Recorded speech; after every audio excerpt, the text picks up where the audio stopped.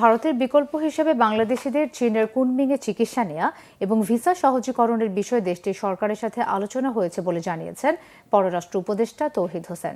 আরও জানান, ঋণের সময়সীমা ৩০ বছর করা ও সুদ হার কমানোর ব্যাপারে দেশটি ইতিবাচক। ব্রহ্মপুত্রে চীনের বাঁধ নির্মাণের বিষয়ে উদ্বেগের কথাও জানান তিনি।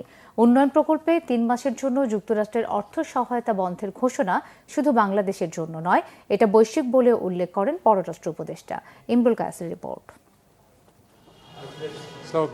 চীন সফর থেকে এসে রবিবার পররাষ্ট্র মন্ত্রণালয়ে সাংবাদিকদের সঙ্গে কথা বলেন পররাষ্ট্র উপদেষ্টা তৌহিদ হোসেন। তিনি বলেন, সফরে দেশটির সরকারের সঙ্গে বাণিজ্য, বিনিয়োগ, পানি, স্বাস্থ্য খাত সহ বিভিন্ন বিষয়ে আলোচনা হয়েছে।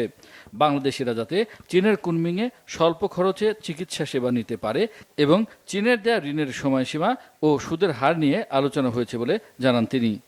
সুদের সময়সীমা বাড়ানোর ব্যাপারে আমি বেশ পজিটিভ একটা অ্যাটিটিউড দেখেছি। ঋণের সুদহারের ব্যাপারে যেটা হিসাবে দেখা গেল যে আসলে যত মনে করা হয় যে চীনের ঋণের সুদহার শুধু বেশি অন্যদের নয়, সেটা কিন্তু আমরা প্রমাণ অতটা করতে পারিনি। কারণ 3%-এর বেশি না তাদের ঋণের সুদহার, অথচ অনেক একেবারে আন্তর্জাতিক ডোনর এজেন্সি যেগুলি আছে তাদেরও দেখা যায় যে প্রকৃত ঋণের সুদহারের চেয়ে বেশি, 4, 4.5, 5 পর্যন্ত হয়ে যায়। ভারতের সাথে চিকিৎসার জন্য যারা যেতেন তাদের একটু ভিসা নিয়ে সমস্যা হচ্ছে কিছুটা। একটা বিকল্প উৎস পেলে সুবিধা হয়, এই হিসাবে কুনমিংকে চিন্তা করেছিলাম আমরা। এবং কুনমিং এর যে ডেপুটি গভর্নর উনি এসেছিলেন এবং ওখানে কথাবার্তা হয়েছে। তারা এই ব্যাপারে 2-3টি হসপিটালকে আইডেন্টিফাই করেছে। আমি বলেছি যে ভিসা যেন সহজ করা হয় এবং ভিসা ফি যেন কমিয়ে দেওয়া হয়, যাতে আমাদের পেশেন্টরা ওখানে গিয়ে সহজে চিকিৎসা নিতে পারে। উন্নয়ন প্রকল্পে মার্কিন প্রেসিডেন্ট ডোনাল্ড ট্রাম্পের অর্থ সহায়তা বন্ধের ঘোষণা শুধুমাত্র বাংলাদেশের জন্য নয় বলে জানান পররাষ্ট্র উপদেষ্টা।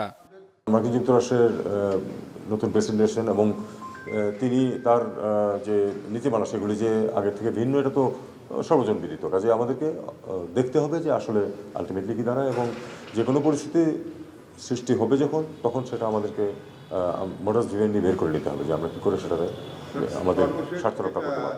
প্রধান উপদেষ্টার চীন সফরের বিষয়ে কোনো আলোচনা হয়নি বলেও জানান তৌহিদ হোসেন। কোনো কথা হয়নি। ইমরুল কায়েস, বাংলা ভিশন, ঢাকা।